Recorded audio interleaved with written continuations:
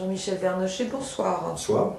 Dans quelques jours prend fin la présidence française de l'Union européenne. Quel premier bilan peut-on en faire?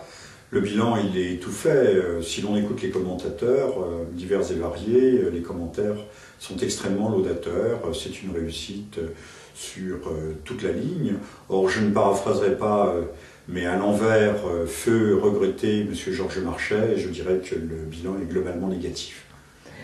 Globalement négatif, mais pourtant la présidence française de l'Union est intervenue dans le règlement de la crise Russie-Géorgie cet été. Oui, bien sûr.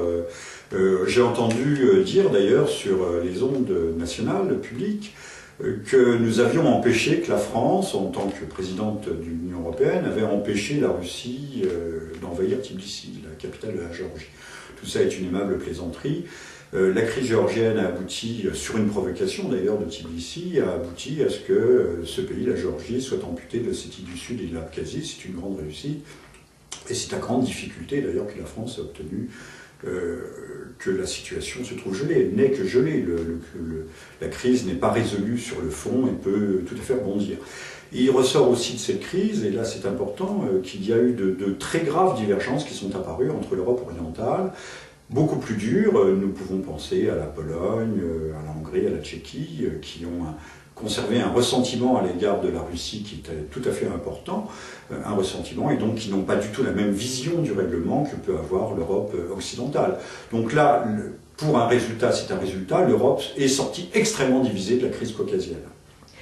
Alors, la présidence française a aussi pris l'initiative du G20 à Washington. Oui, c'est bel et bon. On a forcé un petit peu la main aux Américains. Ce G20 était censé trouver des solutions à la crise mondiale, crise systémique, paraît-il, crise financière et bientôt et maintenant déjà économique. Ça a été un coup d'épée dans l'eau, une réunion pour rien, on a beaucoup bavardé. Deux grandes hypothèses, deux grands scénarios se sont opposés. Celui de M. Sarkozy sur une gouvernance mondiale, promu d'ailleurs ce scénario par M. Attali en sous-main, et puis de l'autre, eh bien, la liberté toujours du libre renard dans le poulailler, c'est-à-dire de l'ultralibéralisme qui n'a pas envie ni de mourir ni de disparaître.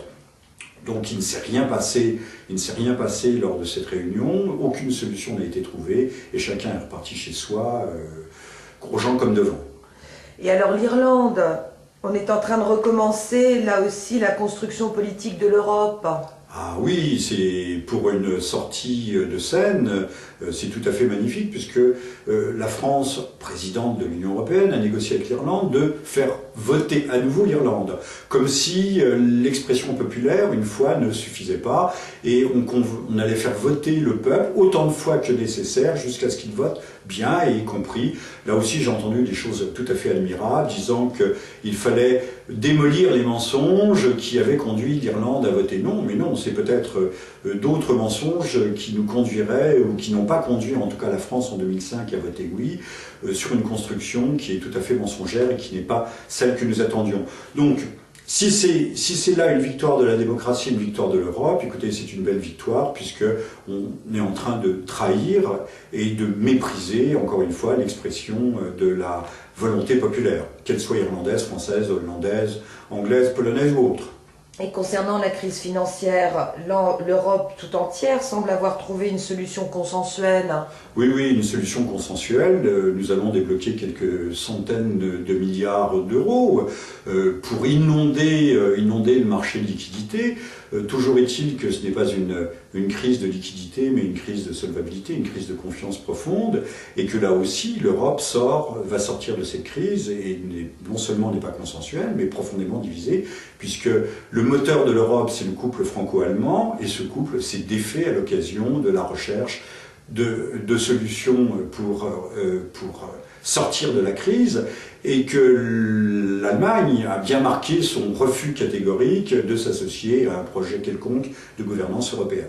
Donc selon vous, très négatif.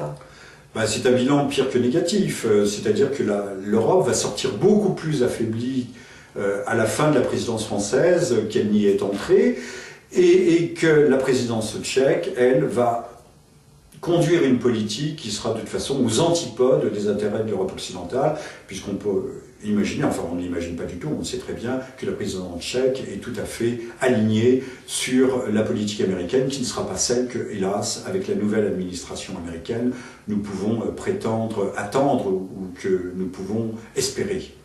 Jean-Michel Vernochet, bonsoir. Bonsoir.